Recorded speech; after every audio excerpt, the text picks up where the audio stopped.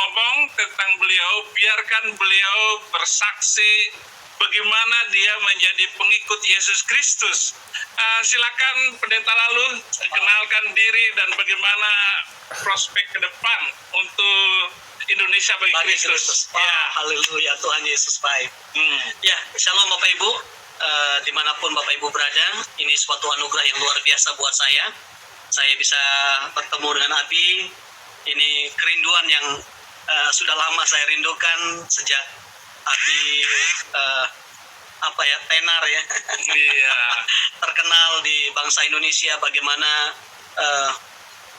perjuangan untuk mengikuti Yesus Kristus yang luar biasa. Ya, saya menjadi orang percaya itu tahun 2000. Ketika kerusuhan di Lombok, saya bersama dengan teman-teman ikut mengejar orang-orang Kristen sampai di Bali. Dan di Bali saya mencari di mana sih persembunyiannya orang-orang Kristen yang dari Lombok.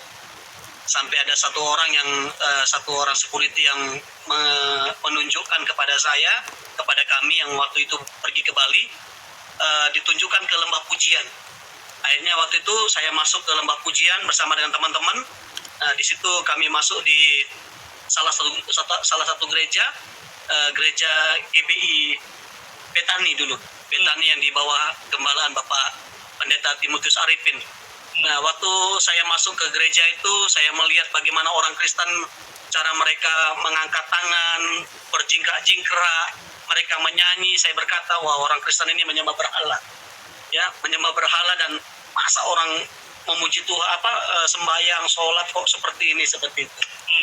Di situ saya bersama dengan teman-teman, saya mendengar Pak Arifin khotbah, dan satu hal yang membuat saya tersentak di situ, dan ketika beliau Pak Arifin itu berkata, lam yalid walam yulad. Setan, pendeta kok bisa ngaji gitu. Bahwa Tuhan itu tidak beranak dan tidak diperanakkan. Dan beliau sampaikan dengan panjang lebar di situ, apa yang saya kerjakan di situ, saya hanya sedang berzikir, ya, karena saya saking bencinya sama orang-orang Kristen.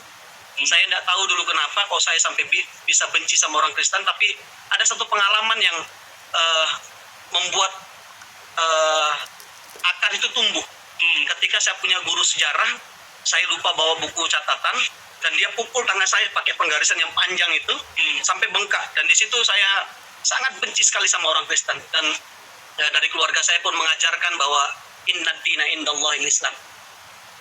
Karena agama yang diridhoi di sisi Allah itu agama Islam, dan saya berpikir semua di luar Islam itulah kafir.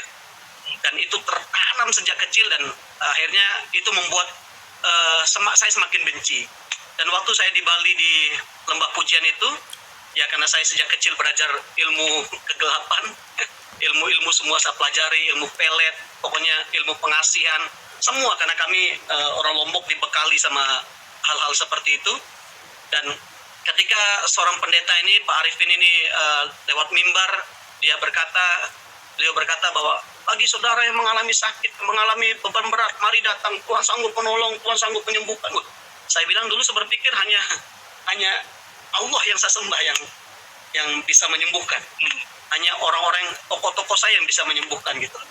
Dan dari atas itu, ketika orang saya lihat maju ke depan, saya ikut maju, karena teman-teman saya tidak mau ikut maju, ya saya ikut maju. Saya maju ke depan, sambil saya angkat tangan gini, sambil saya baca mantra saya, ya biasa yang saya lakukan, yang saya pelajari, sampai di depan. Pak Arifin ada di atas, beliau hanya datang dari atas itu hanya untuk cari saya. Itu sekitar kalau tidak salah jam 8-an lah. Nah, beliau hanya bisikin di telinga saya, cuma bilang, Tuhan sangat mengasihimu. Dan sejak itu saya tidak sadarkan diri. Dari jam 8 sampai jam 3 pagi saya tidak sadarkan diri. Dan saya melihat setelah saya sadar itu kayak di tempat yang depan itu udah berantakan semua. Dan saya masih ingat sekali saya dilayani oleh namanya Kak Yosi Heri. Saya ingat sekarang beliau mengembalakan di Amerika, California. Dan dari situ beliau tantang, mau nggak kamu dibaptis? Akhirnya saya bilang, karena saya waktu itu lemas, saya tidak sadarkan diri. Saya bilang, saya nurut aja. Akhirnya besoknya saya dibaptis tanpa saya ada punya pemahaman. Iya, betul. Ngelawan. Iya, betul sekali. Dan waktu Nah, waktu ikut SOM itu School of Ministry kalau di sana, kalau nggak salah dulu namanya itu, saya belajar di situ. Tapi saya cuma berdebat. Saya